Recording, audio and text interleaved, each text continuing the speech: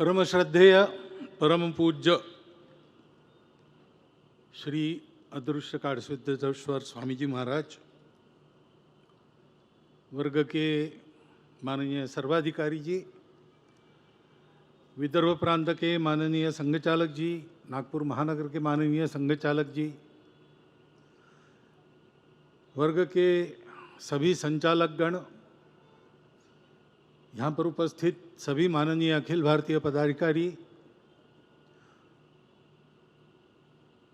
दूर दूर से इस वर्ग का अनुभव करने के लिए आए हुए हमारे विशेष निमंत्रित सज्जन, उपस्थित नागरिक सज्जन, माता भगिनी एवं आत्मीय स्वयंसेवक बंधु, प्रतिवर्ष इस वर्ग का समापन होता है। आप सब लोग आते हो। शिक्षार्थी भी तृतीय वर्ष करने के लिए प्रतिवर्ष आते हैं। नागपुर की गर्मी में तपते हैं, सबको आदत नहीं होती, फिर भी डटे रहते हैं। इस बार जरा बीच बीच में वर्षा होने के कारण नागपुर के गर्मी के कष्ट के साथ साथ थोड़ा सा सुख का भी अनुभव उन्होंने किया है। हम सब ने किया है, अपने अपने घर में भी किया है। परंतु सतत उस वर्षा के कारण ठंडक तो रही नहीं, बीच बीच में गर्मी, और ठंडक का अनुभव होने के कारण वो गर्मी और तापदायक लगती थी। अभी हम देश के मौसम को देखें तो कुछ ऐसा ही ध्यान में आता है। 75 वर्ष स्वतंत्रता के हमने संपन्न कर रहे हैं,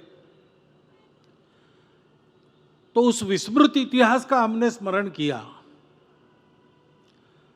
जिनकी कहानी सुनने मात्र से हृदय में स्फूर्ति का संचार होता है। ऐसे हजारों सैकड़ों चरित्र हमारे सामने इस निमित्त उजागर हुए। सब जगह उसका उल्लेख मिला, हमारा स्मरण जागा, स्मृति जागी।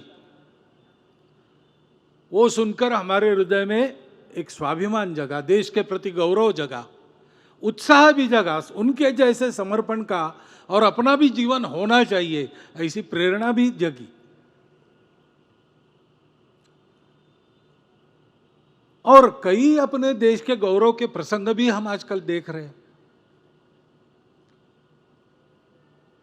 विश्व भर के आर्थिक संकट में, कोरोना के काल में, सब में सबसे अच्छा किसने किया है? तो भारतवर्ष ने किया है।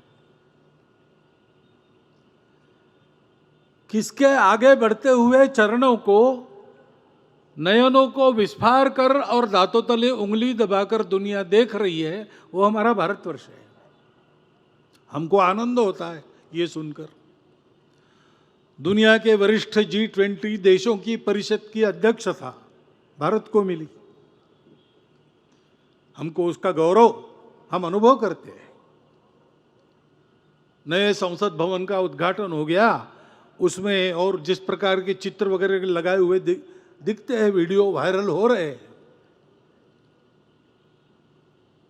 तो हम देख रहे हैं कि हमारे देश को वास्तव में जिस जागृति की आवश्यकता थी, उस जागृति को लाने का प्रयास हो रहा है। तो जनसामान्य आनंदित होता है। स्वामी जी ने जैसे कहा, जिसको जो देखना है वो वही देखता है, लेकिन हमारा सामान्य जन क्या देखता है? वो देखता है कि भारत की कीर्ति हो रही, भारत आगे बढ़ रहा है, अंदर भी कई बातें ठीक हो रही, कई अभी नहीं हुई है, होगी। किसी को लगता है कि ऐसे ही होगी, किसी को लगता है नहीं दूसरा कुछ होना चाहिए, ये चलते रहता है। परंतु ऐसी जैसे गर्मी में वर्षा की बौछारें सुखद लगती है, वैसे स्वतंत्रता के 75 वर्ष के बाद इस प्रकार की और सुखद भावनाओं का अनुभव हम जैसा कर रहे हैं, वैसे चिंतित करने वाला दृश्य भी हमको परिस्थिति में मिल रहा है। इसी समय देश में कितने जगह कितने प्रकार के कलह मचे हैं। भाषा को लेकर विवाद, पंथ संप्रदायों को लेकर विवाद, मिलने वाली सहूलियतों के लिए विवाद, और विवाद नहीं केवल, तो इस हद तक उसका बढ़ना कि हम आपस में ही हिंसा करने लगे। अपने देश की सीमाओं पर हमारी स्वतंत्रता पर बुरी नजर रखने वाले शत्रु बैठे हैं, उनको हम हमारा बल नहीं दिखा रहे, हम आपस में ही लड़ रहे हैं।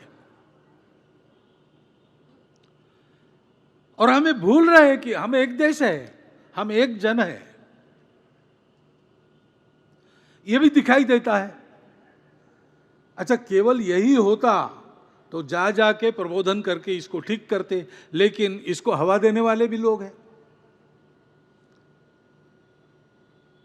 राजनीति चलती है, हमारा प्रजातंत्र है, अनेक दल अनेक विचार रहेंगे, सत्ता के लिए स्पर्धा रहेगी, रहती है, ये पद्धति है, परंतु उसकी भी एक मर्यादा होती है। ये सारे देश के राजनीतिक दल है, एक दूसरे पर टीका टिप्पणी उनको करनी ही पड़ती है, करे, जितनी अधिक कर सकते करे, परंतु लोगों में विसंवाद उत्पन्न न हो, अपने देश के गौरव को कोई लांछन न लगे, आपस में लड़ाई झगड़ों को हवा न मिले, इतना विवेक तो रखना चाहिए, लेकिन नहीं दिखाई देता। ये सामान्य लोगों के समझ में आता है, वो इससे दुखी होते हैं, वो बोलते नहीं है। दोष किसका, इसकी चर्चा करके व्यर्थ है। अपने देश की एकता, अखंडता, एकात्मता को कायम रखना, ये हम सबका प्रयास होना चाहिए, और अगर उसमें कुछ कमी है तो सबने मिलकर ठीक करना चाहिए। केवल दोषारोपण से काम थोड़ी चलने वाला है। लेकिन ऐसा होता हुआ दिखाई देता है। और दूसरी भी बात है कि थोड़ी बहुत हमारे मन में भी बीच के काल में जो भेद आए, जात पात के भेद आए, पंथ संप्रदाय को लेकर भेद आए, कुछ संप्रदाय बाहर से आए, उनके लाने वाले जो बाहर से थे, उनके साथ हमारी लड़ाइयाँ हुई, लेकिन अब वो बाहर वाले तो चले गए, सब अंदर वाले हैं। तो उन बाहर वालों का संबंध भूलकर इस देश में रहना,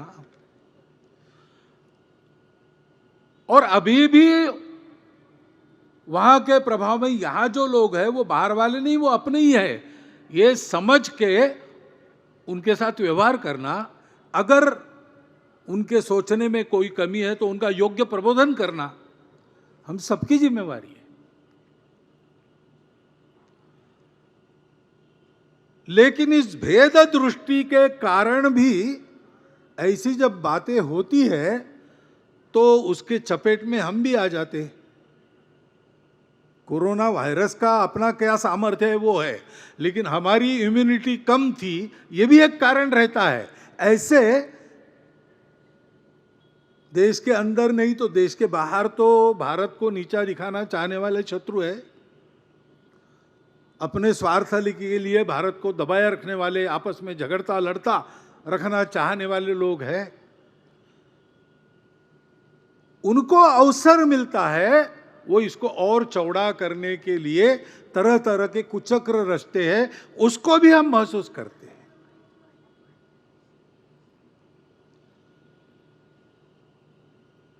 सत्य स्थिति को पहचान कर भूतकाल का सत्य, वर्तमान का सत्य सभी का स्पष्ट स्वीकार करते हुए, और लजाने की कोई बात नहीं, गलती भी हुई तो हुई, सुधार लेंगे, इस प्रकार की वृत्ति रखने के साथ साथ और इन सब को ठीक करना और किसी को अवसर न मिले इस प्रकार अपने आप को रखना, अपने समाज को रखना, ये हम सबका काम है। लेकिन एक दूसरों के अहंकार के चलते, भेद के चलते, ये जो भूतकाल का बैगेज अपने साथ हमने रखा है, उसके चलते हम एकरस होने से डरते हैं। हमको लगता है कि पूरा भारत ये मेरी मातृभूमि है, उस मातृभूमि के भक्ति में हम समरस हो गए तो मेरी अलग पहचान चली जाएगी। किसको चाहिए अलग पहचान? है नहीं हमारी अलग पहचान। भारतवर्ष में ही हम सबकी विशिष्ट पहचानें सुरक्षित है। भारत के बाहर वहां की मूल पहचान से आप अगर अलग है तो आपका वहां सुख से रह पाना मुश्किल है। यह अनुभव है, वर्तमान भी है। पूरे दुनिया में इस्लाम का आक्रमण हुआ, स्पेन से मंगोलिया तक छा गया। धीरे धीरे कालक्रम में वहां के लोग जागे, उन्होंने आक्रमणकारियों को परास्त किया, तो अपने कार्यक्षेत्र में इस्लाम सिकुड़ गया। सब ने सब बदल दिया। अब विदेशी तो यहां से चले गए, लेकिन इस्लाम की पूजा कहां सुरक्षित चलती? यहीं सुरक्षित चलती है। कितने दिन हुए, कितने शतक हुए, ये चल रहा है सहजीवन। इसको न पहचानते हुए और आपस के भेदों को ही बरकरार रखने वाली नीति चलाना, ऐसा करेंगे तो कैसा होगा? किसी ने इसको समझाना चाहिए ना। ये समझदारी पक्की होती तो हम अलग दिखते हैं इसलिए अलग है, इस विचार से देश नहीं टूटता। सभी को यह समझना आवश्यक है। ये मातृभूमि हमारी है। ये भूलकर हमारी पूजाएं अलग अलग है, दो चार विदेशी भी है, फिर भी एक समाज के नाते हम इस देश के हैं। हमारे पूर्वज इस देश के पूर्वज हैं। इस वास्तविकता को क्यों हम स्वीकार नहीं कर पा रहे हैं? हमारी जो विशिष्टता है, विविधता है, वो हमारे अलगाव का कारण बनती नहीं, बाकी दुनिया में बनती है। लेकिन हमारे देश में प्राचीन समय से सबको समन्वय के साथ साथ चलाने वाली संस्कृति विद्यमान है। उस संस्कृति को हम भूल गए। स्वामी जी ने उल्लेख किया, हम आत्मविस्मरण के पहले शिकार हुए, बाद में आक्रामकों के शिकार हुए। इस इतिहास को जानना चाहिए। अब वो आक्रमण तो चला गया, लेकिन उस हमारे पूर्व जीवन का स्मरण करना, उस हमारी पूर्वज परंपरा का स्मरण करना, उस हम सबकी ये जो विश्व में उदार संस्कृति है, सब विविधताओं का स्वीकार और स्वागत करने वाली संस्कृति है, उसके संस्कारों पर चलना। उसके संस्कारों में सत्य है, नेगेशन से काम नहीं होता। जात पात में भेद नहीं था, ऐसा कभी कभी समर्थन कुछ लोग करते हैं, ऐसा नहीं है। हुआ है हमारे देश में यह अन्याय। पूर्वजों की कीर्ति हम वहन करते हैं, पूर्वजों का ऋण भी हमको चुकाना पड़ेगा। इस भावना से विचार करें। होंगे हमारी पूजा बाहर से आई, हमको आदत हो गई, हमको अच्छी भी लगती होगी, नहीं छोड़ेंगे, ठीक है, लेकिन देश तो हमारा अपना है, पूर्वज तो हम बदल नहीं सकते। इस देश की संस्कृति हमारी संस्कृति है। यह सब हमको जोड़ने वाला मसाला है। अपनी छोटी पहचान के मिट जाने के भ्रमपूर्ण डर से इससे क्यों अलग रहना?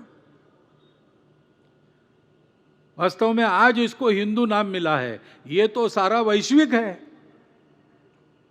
जिसको धर्म धर्म हम कहते हैं, वो तो सारे विश्व के लिए जो मानव धर्म है वही है।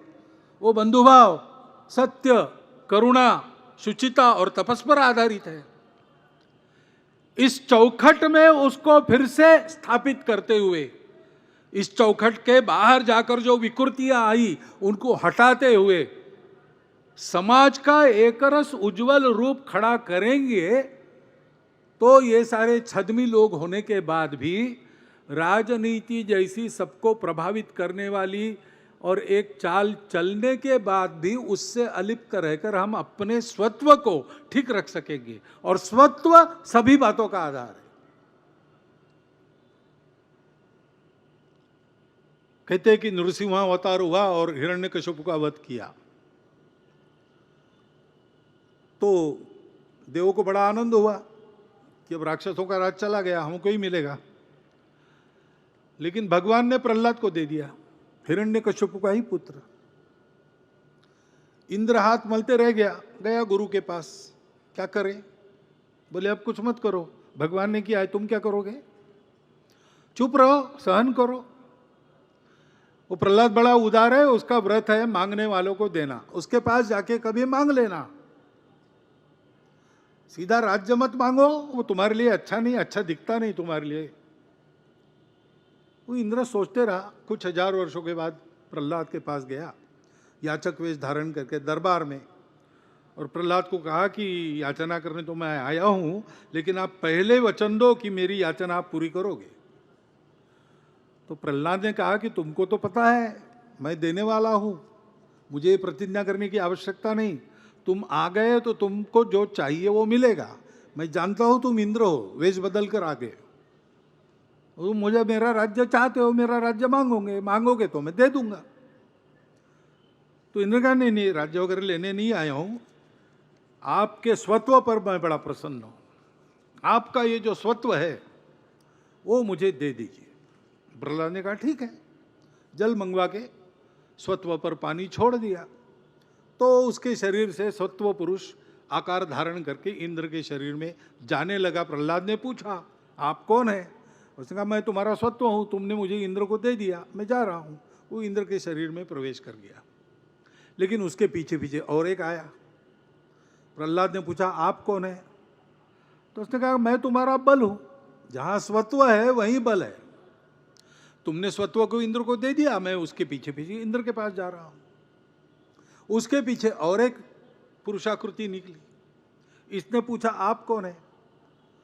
उसने कहा मैं तुम्हारा ओज हूं, जहां स्वत्व और बल है वहीं मैं रहता हूं।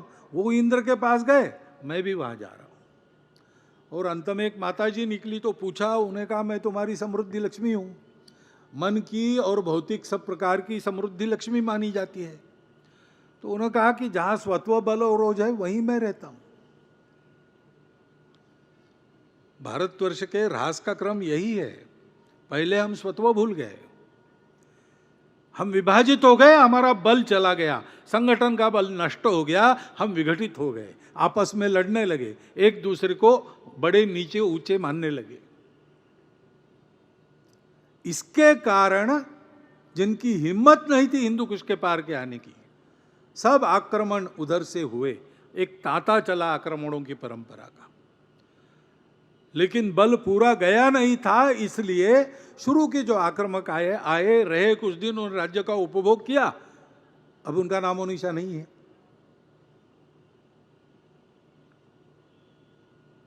अब इसीलिए लोग डरते कि हम इनके साथ हो जाएंगे तो ये हमको खा जाएंगे। हम तो किसी को खाने वाले हैं नहीं, हम तो विविधताओं का उत्सव मनाने वाले हैं।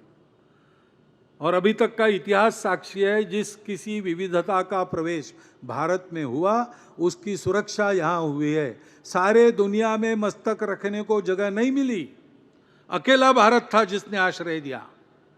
पूछिए यहूदियों को, पूछिए पारसियों को। हम अपने स्वत्व के साथ सब लोग फिर से मिलकर रह सकते हैं।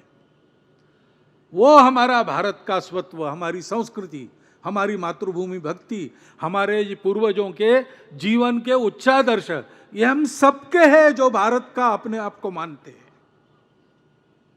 भारतवर्ष के साथ हमारा सौदा नहीं है। भारत में रहने से हमको ये मिलेगा वो मिलेगा, इसलिए हम भारत में, ऐसा नहीं है। भारतवर्ष के साथ हमारा संबंध है।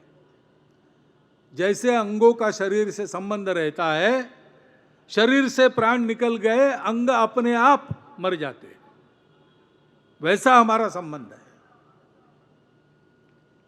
ऐसी उत्कट भक्ति भारत में लेकर, भारत के प्रति लेकर हम लोग इन सब विविधताओं के साथ आपस में मिलजुल कर रह सकते हैं, वही रास्ता है। उस स्व के आधार पर अपने जीवन की पुनर्रचना होनी चाहिए। उस स्व के आधार पर ही संविधान में जिसे इमोशनल इंटीग्रेशन कहा गया है, वो इंटीग्रेशन आ सकता है। हमारे इंटीग्रेशन का इमोशन क्या है? यही है। हम इतने प्रकार के हैं, लेकिन सदियों से हम एक है। ये आज की बात नहीं, 1947 के बाद आई कल्पना नहीं है। रुचिनाम वैचित्र्यात् रुजु कुटिल नाना पथयुता नृणामेको गम्य स्वमसि पयसाम अर्णवैव। अपने अपने रुचि के अनुसार तौर तरीके, रास्ते, विचार, दृष्टियां अलग अलग रह सकती है, लेकिन सबको एक ही परमेष्टि में मिलना है। इसको ध्यान में रखकर व्यवहार करो क्योंकि हमारे राष्ट्र ने वो स्थिति देख ली है, वो परमेष्टि तक पहुंच गया। स्वामी विवेकानंद बताते थे, एक बड़ा पहाड़ है, चारों तरफ से लोग उस पर चढ़ रहे हैं। जब चढ़ाई पर है तब प्रत्येक दूसरे को देखता है, वो कहता है कि अरे वो उधर से आ रहा, उधर तो बहुत सारे कांटे कुटे हैं, यहाँ से अच्छा है, मैं जा रहा हूँ, यही रास्ता सही है, उसका गलत है। वो भी देखता है, वो कहता है कि वो रास्ता अच्छा है इसलिए वो जा रहा है, लेकिन आगे फिसलन है, वो गिर जाएगा। मुझे मालूम था वो गलत रास्ता है, मैं सही रास्ते पर काटे तो क्या हुआ, सही रास्ता है, इधर से ही जाऊँगा। ऐसा वो कर रहे थे। क्वचित एक दूसरे को अपने रास्ते पर लाने के लिए जाकर उसको खींचते थे, फिर मारपीट होती थी, सर फूटते थे, गिर पड़ते थे, ये चल रहा था। लेकिन एक व्यक्ति शिखर पर पहुंच गया, और शिखर पर पहुंचने के बाद उसने देखा तो उसको पता चला कि रास्ते सबके अलग अलग है, लेकिन सब देर सबेर यहीं पर आने वाले हैं। और इसलिए वो वहां से कहने लगा, देखो भाई थोड़ी जल्दी करो, रास्ता जो तुमने चुना है उस पर ठीक से चलो, दूसरे भी चल रहे हैं उनको वैसा चलने दो, उनको डिस्टर्ब मत करो, सब लोग यहीं आने वाले हैं। अपना हिंदुस्तान, अपना हिंदू राष्ट्र, अपना हिंदू समाज, हिंदू धर्म, हिंदू संस्कृति उस चोटी पर पहुंच गए। वहां पर से उन्होंने देखा तो उनको ये बात समझ में आ गई। ये समझदारी पूरी मानवता के लिए विहित है। इसको ग्रहण करने से ये हमारा स्वत्व है, इसको ग्रहण करने से ही मानव जाति को सुख मिलेगा। हमको वो करना चाहिए। ये जो परिस्थितियां दिखती है और उसमें छोटे छोटे कारणों में हम एक दूसरे के सर फोड़ते हैं, ये ठीक है क्या? हम भूल जाते हैं, हम एक देश के, हम भूल जाते हैं सबको रहना है, हम भूल जाते हैं सबको साथ रहना है, हम भूल जाते हैं सबको एक ही जगह पहुंचना है। ये बिना भूले करना, और ये अगर करना है तो संयम बरतना पड़ेगा। क्यों लगती है ड्रग्स की आदत? दुख भूलने के लिए जो उपाय है उसमें परिश्रम होता है।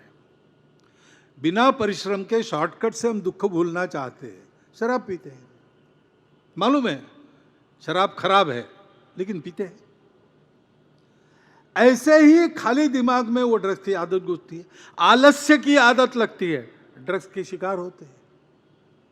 समय बिताने के लिए अच्छे काम, सेवा, मंगल भद्र काम, कुछ अध्ययन, इसकी आदत जब नहीं रही थी, भारत ज्ञान के प्रकाश में रत भारत की संतान जब ज्ञान को पाने के लिए परिश्रम करने का और उससे परहेज करती है, तो फिर ऐसे मार्ग पर भटकते। फिर से उस स्वत्व को याद करना।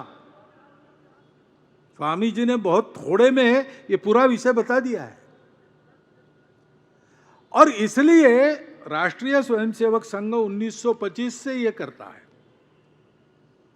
क्योंकि राष्ट्र के लिए भी अभी जोशीमठ जैसी घटना हो रही, भूचाल आते, सारी दुनिया में हो रहा है। क्यों हो रहा है?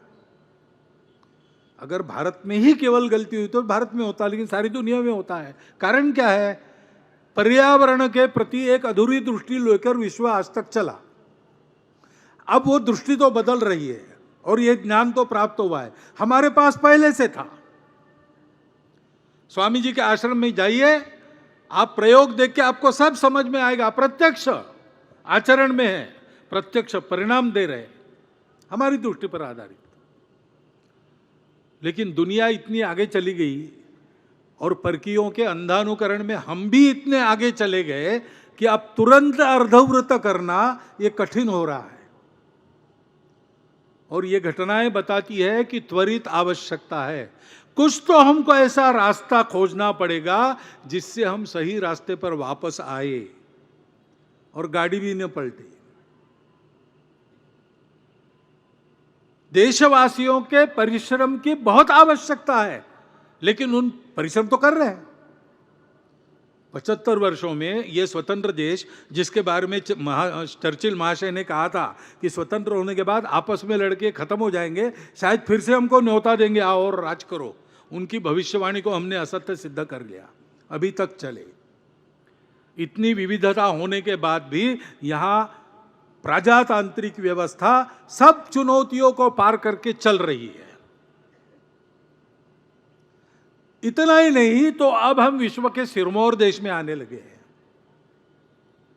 और केवल सिरमौर है इतना नहीं तो विश्व हमसे नए रास्ते की अपेक्षा रखता है। ये सब हुआ है तो हमारे देशवासियों के परिश्रम के कारण ही हुआ है। वो क्षमता हम में है, लेकिन क्षमता को जो दिशा चाहिए उस दिशा को अभी भी हम पकड़ नहीं रहे। हमको मालूम है वो दिशा है, क्योंकि सारी दुनिया आप जान गई। उसके लिए दृष्टि जगानी पड़ेगी, उसके लिए परिश्रम करना पड़ेगा, संस्कार देने पड़ेंगे, परस्पर व्यवहार में संयम बरतना पड़ेगा, विवाद से नहीं संवाद से काम लेना पड़ेगा।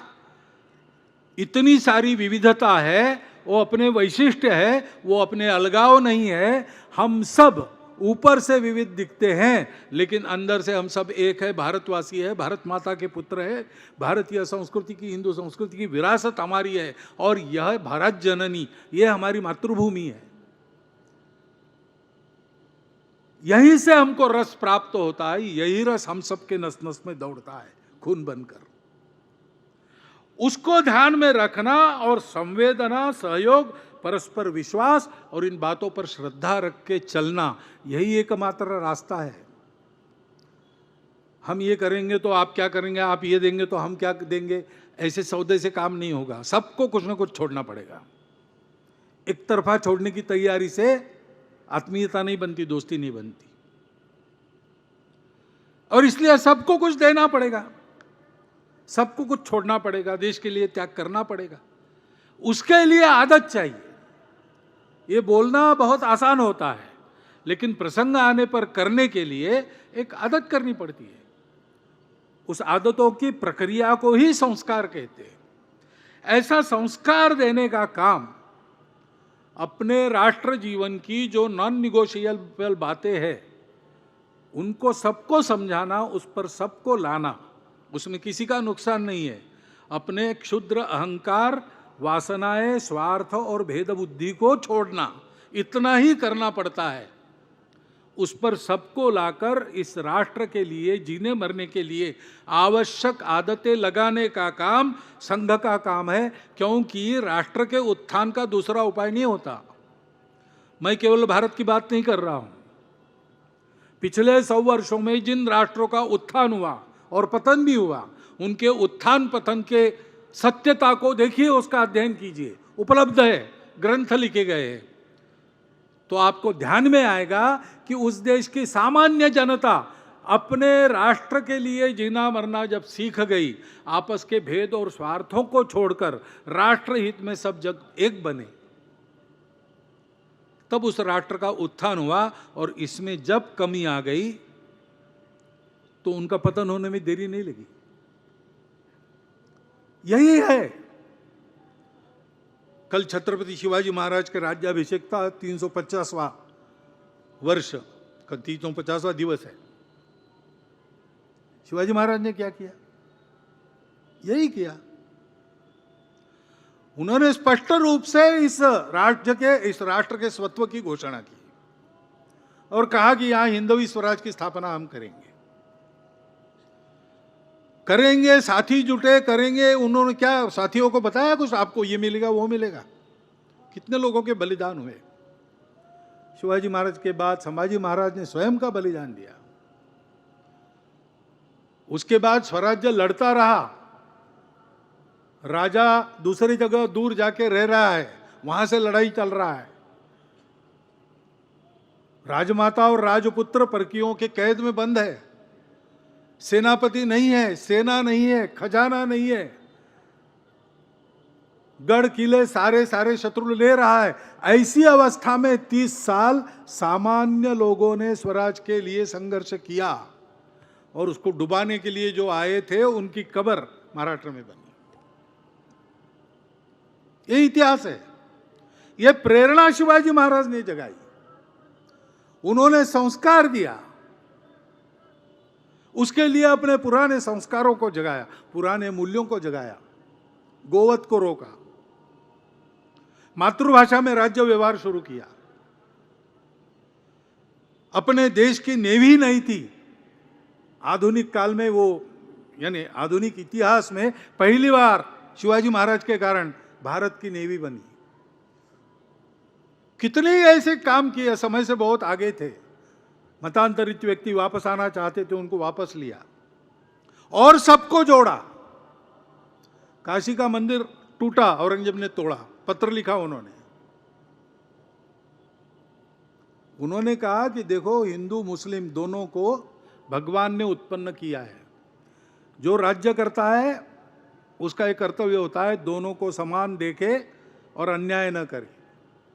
तुम ऐसा करोगे तो मेरी तलवार लेके मुझे उत्तर में आना पड़ेगा।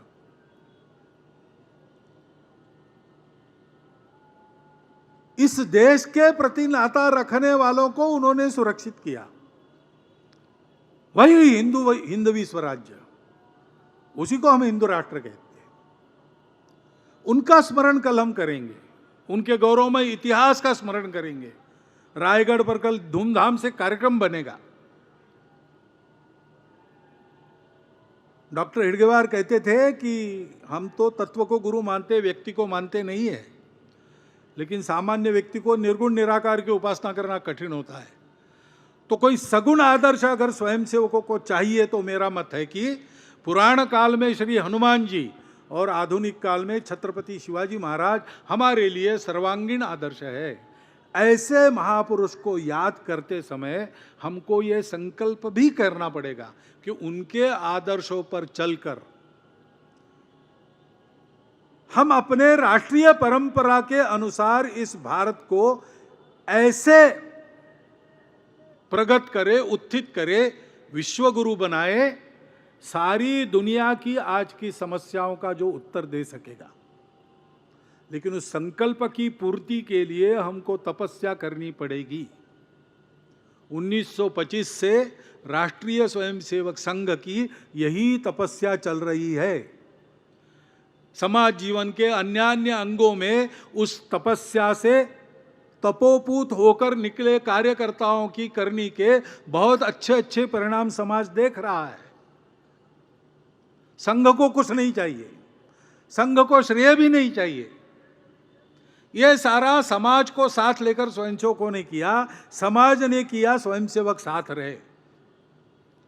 पूरा समाज जब ऐसा अपना कर्तृत्व देश हित में समर्पित कर, भेद और स्वार्थों को भूलकर समय के प्रवाह में और नए नए प्रवाह जो आकर मिले उनको आत्मसात करके आगे चलेगा, समाज जीवन की सारी विविधता अपने विविधता पर ठीक से चलते हुए सभी विविधताओं का सम्मान गौरव करेगी और इस राष्ट्र की उस सांस्कृतिक परंपरा को, इस मातृभूमि के प्रति अपनी भक्ति को और उन पूर्वजों की आदर्श की परंपरा को, उनके मूल्यों को मन से स्वीकार करके चलेगी। तब वह विश्वगुरु भारत, अगर ये काम हमने जल्दी किया तो इसी देह में इन्हीं आंखों से देखेंगे और तब अनेक प्रयोग कर थक चुकी दुनिया को शांति और सुख का नया रास्ता प्राप्त होगा। दूसरा उपाय नहीं है। नान्यः पंथा विद्यते अनयनाय। और ये संघ का प्रचार नहीं बोल रहा है, ये 98 वर्ष का समाज जीवन का अनुभव बोल रहा है।